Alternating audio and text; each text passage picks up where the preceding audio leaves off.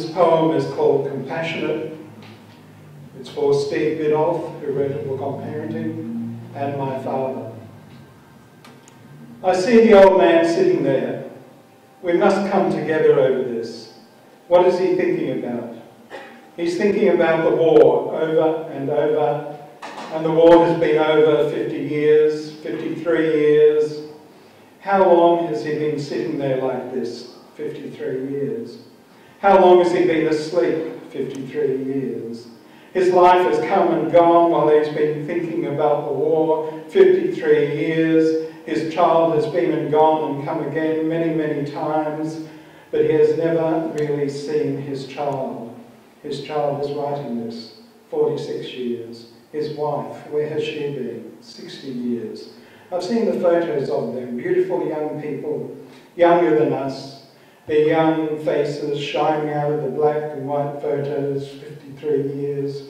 Shining hope, strong faces, eaten by the war, 53 years. I see the photo of him with the baby taken at the Townsville show, 45 years. Where has he been 53 years? He's been in the tunnel, he's been in the operations room, he's been in the plane. He's lived in 17 cities and not seen them. He has a granddaughter unseen.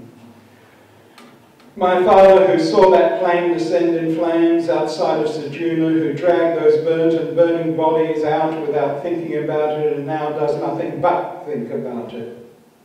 Those young dead boys from the green fields of Iowa with nobody they knew and loved around them, dying here thousands of miles from home, and nobody but my father did anything about it, and now nobody remembers the graves, overgrown in the hot Australian summer.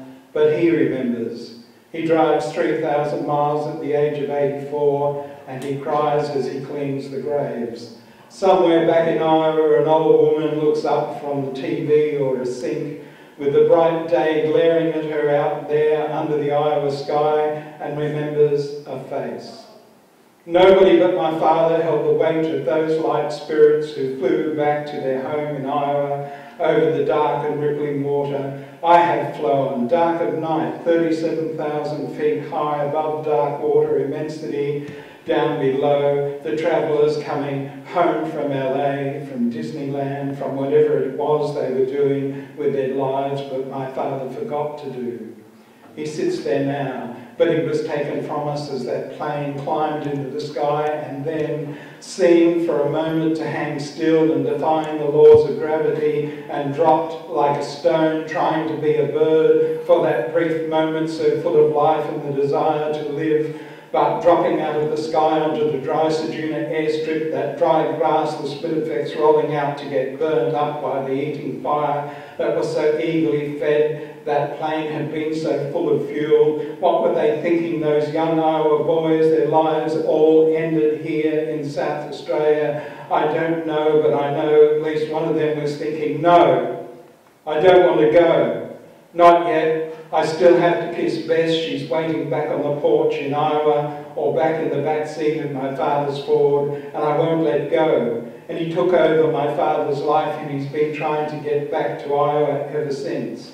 And my father shows us the photos of the graves and the lonely little funeral and tells us how the Americans didn't want to know, the Americans who were always so proud of their boys doing their bit over there, of how my father carried them into the old aircraft hangar in Ceduna, their bodies black and twisted, grotesque little statues of what it was like in hell for those few seconds that became forever for those boys, and for my father, who doesn't see me crying, who I never saw cry all my life, who has made this his life which no one knew about. My father did not tell them what he had been thinking about all these years, 53 years, my father.